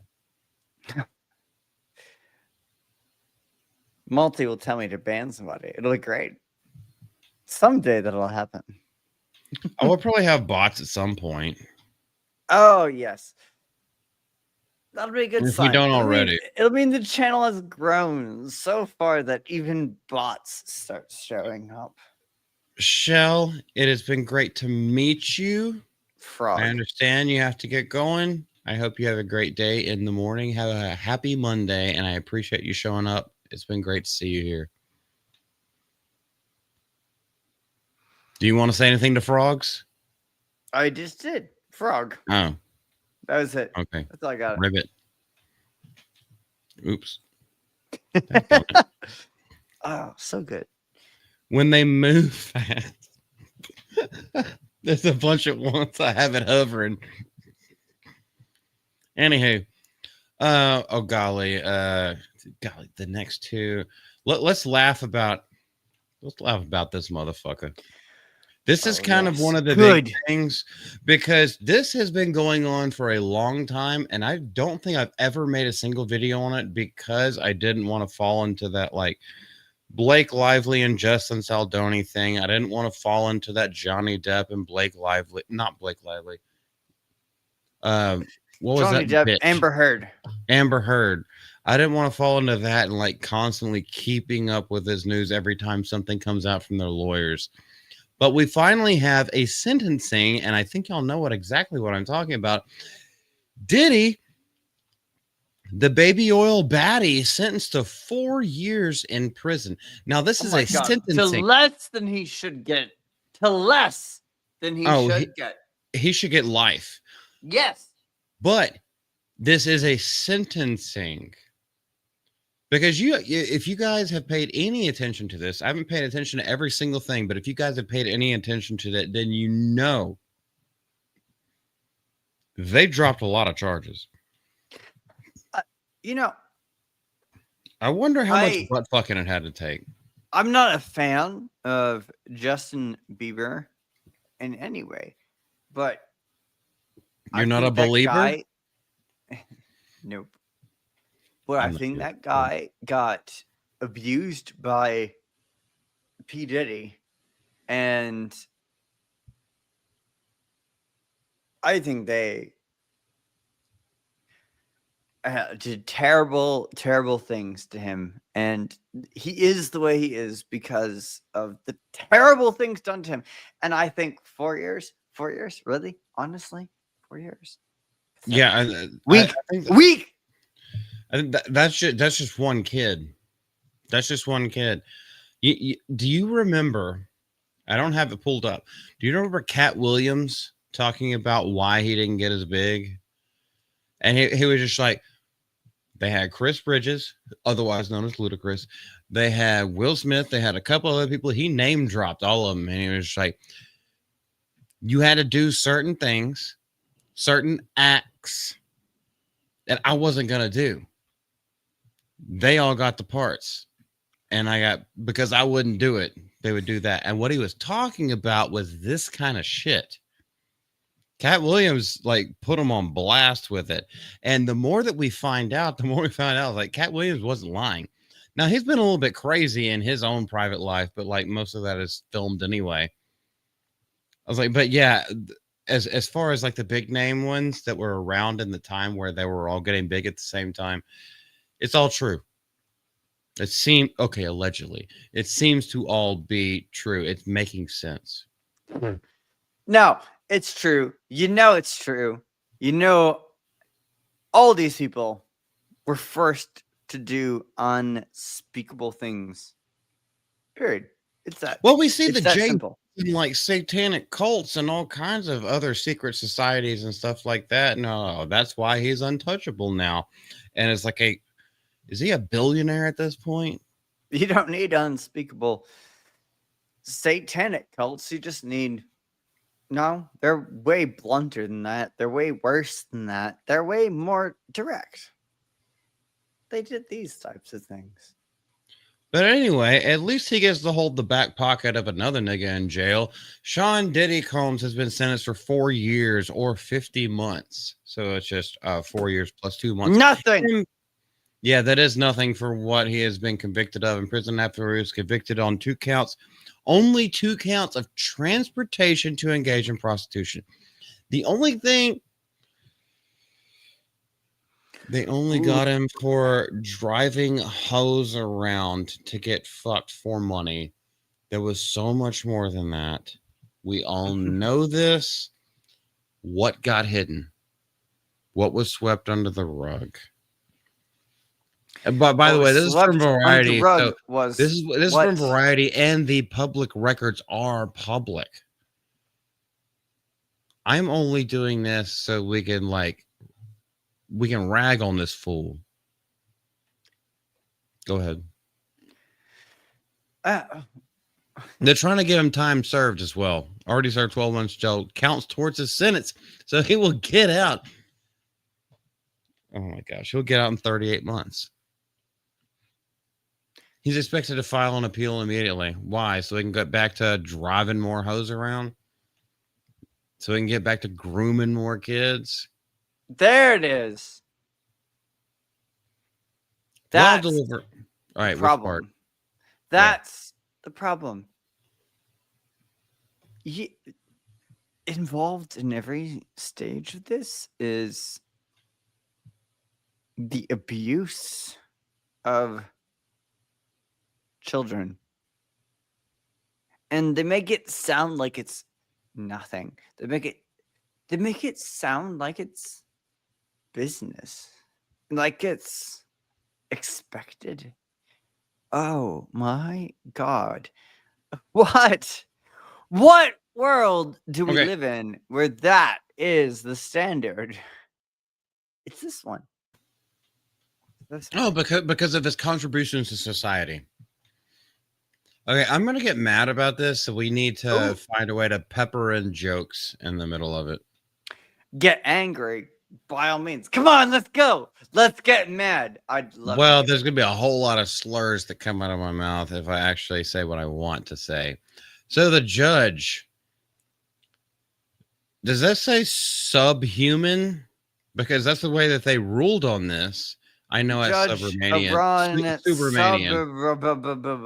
Subromanian. Okay, I was making a joke there. I'm trying to keep it as lighthearted as possible, even though this is an extremely dense topic. Even though Combs was convicted only under the Mann Act, they threw all the other shit out. He was acquitted of serious charges of sex trafficking and racketeering conspiracy. So he's just got stock loads of baby oil. Keep that in mind.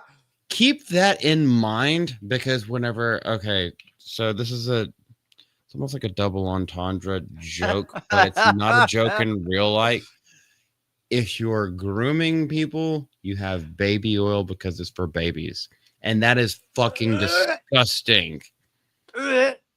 And you know they did that for a reason. He didn't have Astroglide or anything like that. No, it was specifically baby oil. He began by, I know this is a disgusting topic, guys. He began by highlighting, so the judge himself began by highlighting Combs' career achievements and his impact on the Black community. Because this judge was fucking bought and paid for by Jay-Z and his secret society. I would bet all the nothing that I have on it, calling his philanthropic work, because all you have to do is show a good face at a fundraiser, give a little bit of your money so that way you can avoid taxes, and you're now a philanthropist. It's commendable. I don't care what you gave to other people. It's what you did to these little kids and women, trafficking, like fostering prostitution. Who knows what all the other kind of shit that you did.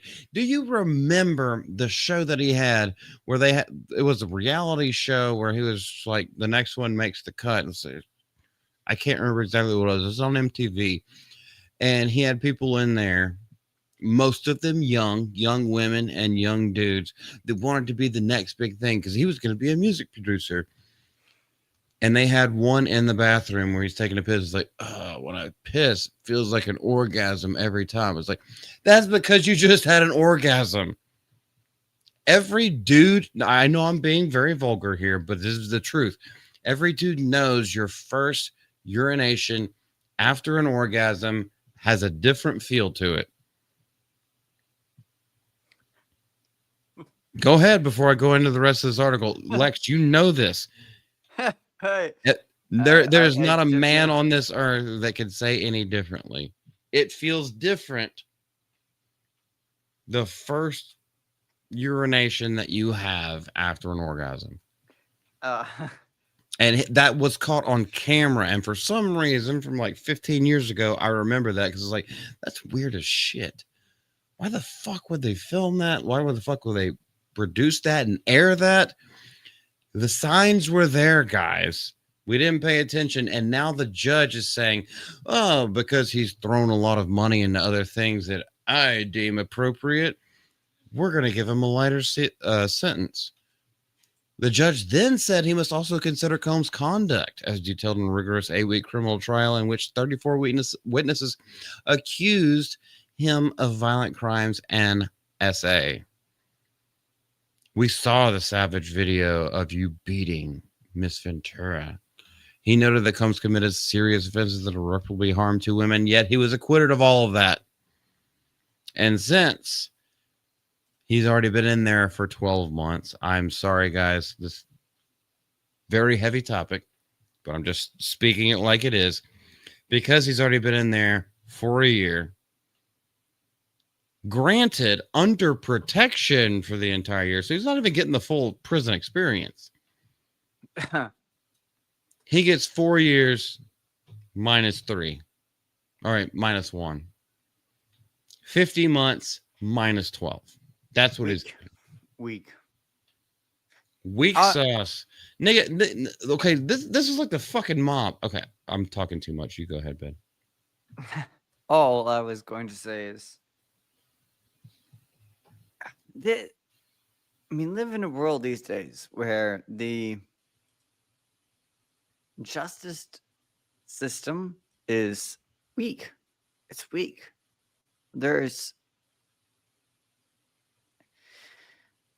We have forgotten what true forgiveness is. True forgiveness does not forget what someone did. True forgiveness does not involve allowing someone to continue to be an abuser. And yet that is the world that we live in. They pretend it is that way. They pretend that forgiveness means forgetting. They pretend that forgiveness means letting the abuser continue to abuse. No, never. That's never been what that meant. And what we're talking about right now, this is an example of that. This is an example of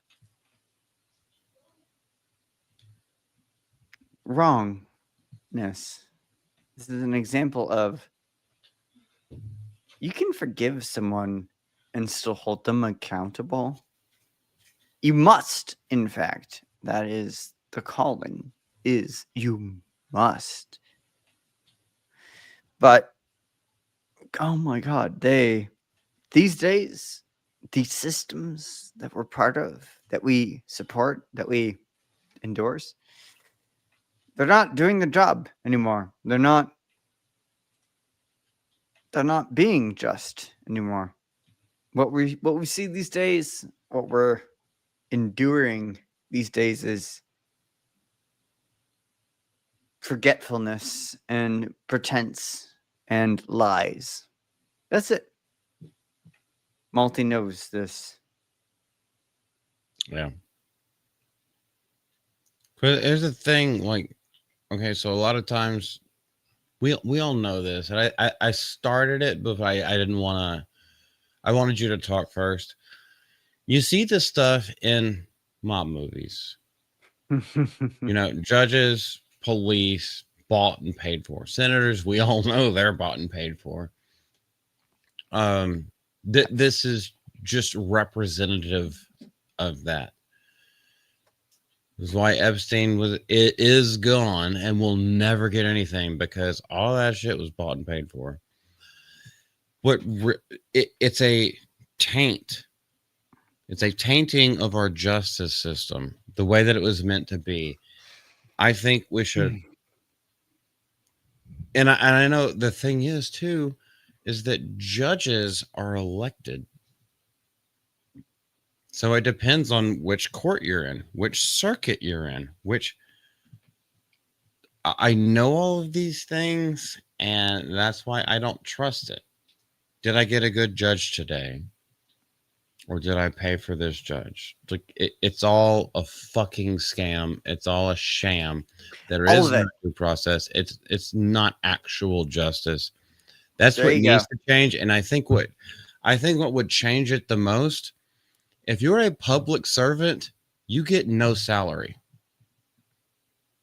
This might sound like a rip-off That's thing. how it started, by the way.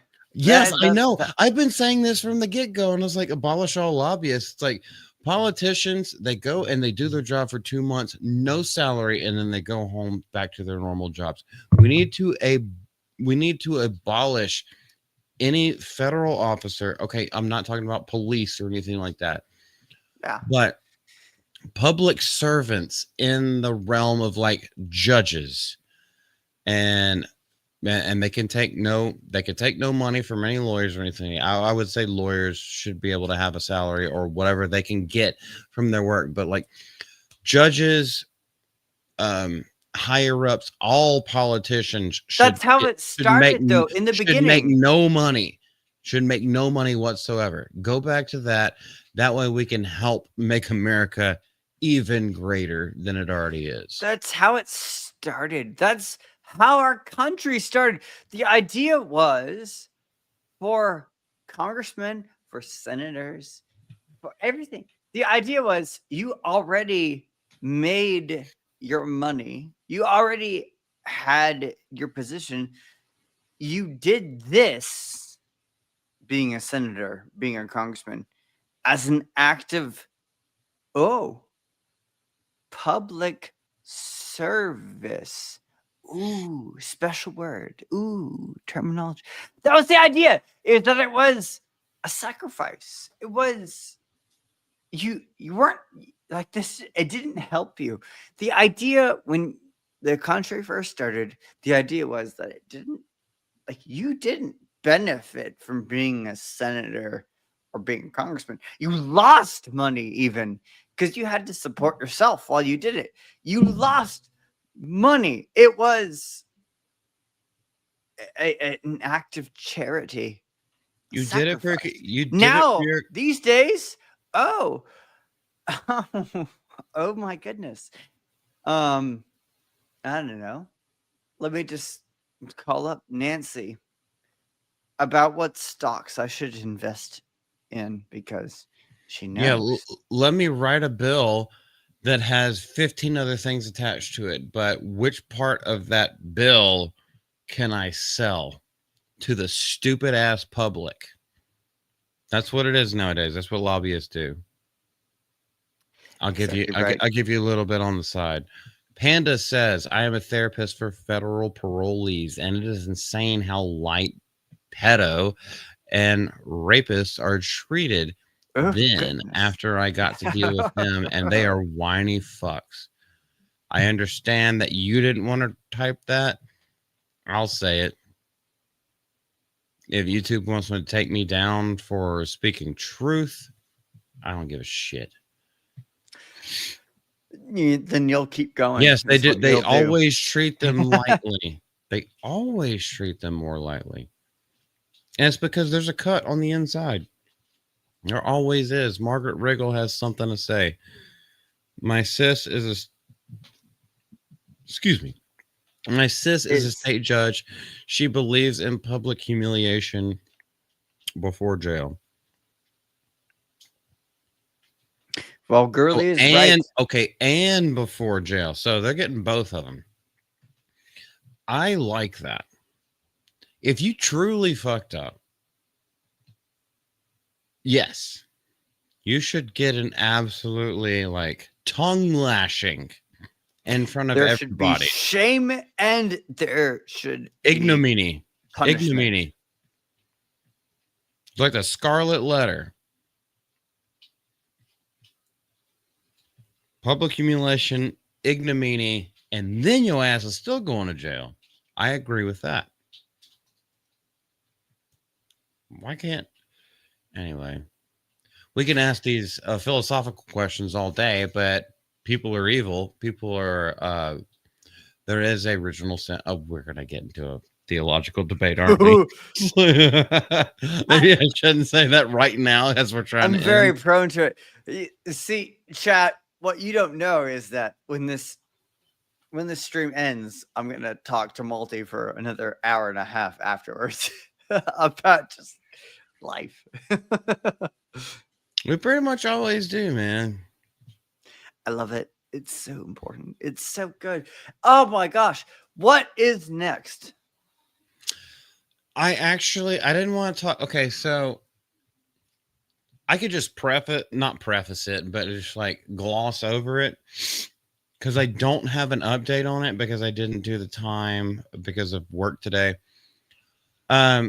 An ex backup quarterback for the Philadelphia Eagles, Mark Sanchez, he got stabbed. As of the last thing that I heard, he is in stable condition. We don't know if it was politically motivated, but I was gonna talk about it, and then the way that the stream went, I already exited out the tab. JK ended up getting arrested. Mark Sanchez or the guy who stabbed him? Oh, great question. Because the last thing that I heard is that Mark Sanchez was maybe not ICU, but he went to the ER. I didn't know too much about it, and I was like, if the stream stays a little bit more lighthearted, we will touch on this, but I guess both you and I, Lex, got a little bit heated multiple times. What? I would never. I'm just the peaches positive person ever. Yeah. I also didn't update any of my articles because normally, excuse me, I curate these on like a Friday or Saturday so that because Sunday is the busiest day of the work week for me. So I have the whole thing ready. John Ebler is making fun of us. Wait, where? Make them go out and get a job. What are you talking about? Illegals? They should go out and get a visa. So yeah. Anywho, heated multiple times. Yeah. Like a frozen pizza. He's making fun of us. I love it. Oh my gosh. No, I do love it. A good chat.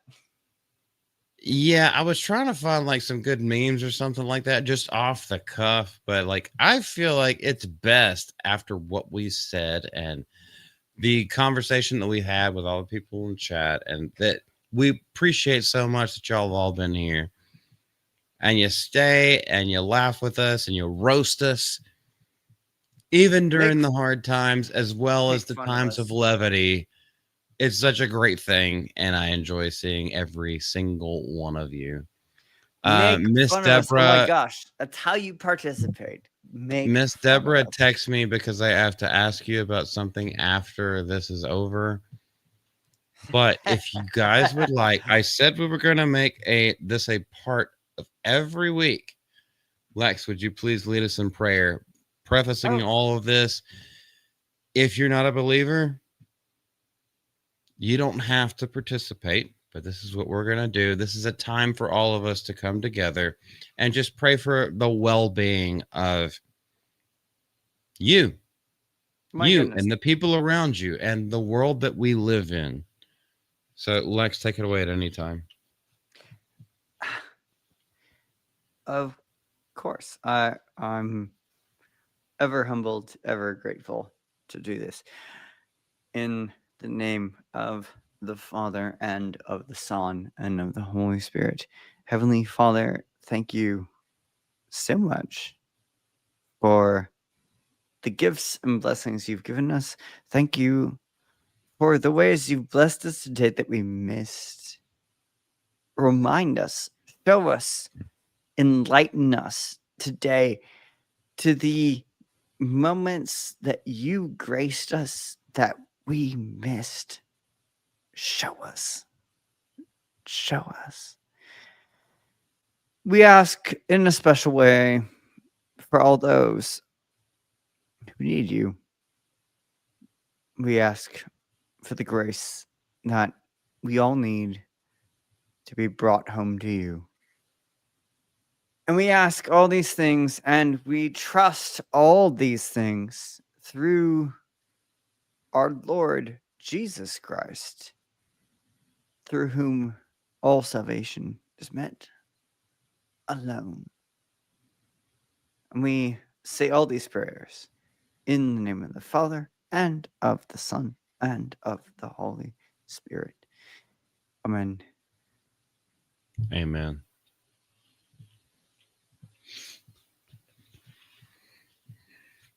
All right, guys, we super appreciate everyone who came out. Miss Deborah, Just JK, Jerry Sills, John Ambler, Margaret Riggle was here, Panna Simone, Shell Frogs. Frog. Who am I missing? Sergeant Garantino was here. I'm probably gonna miss somebody. Thank you. Cole all so Hauser much for was being here.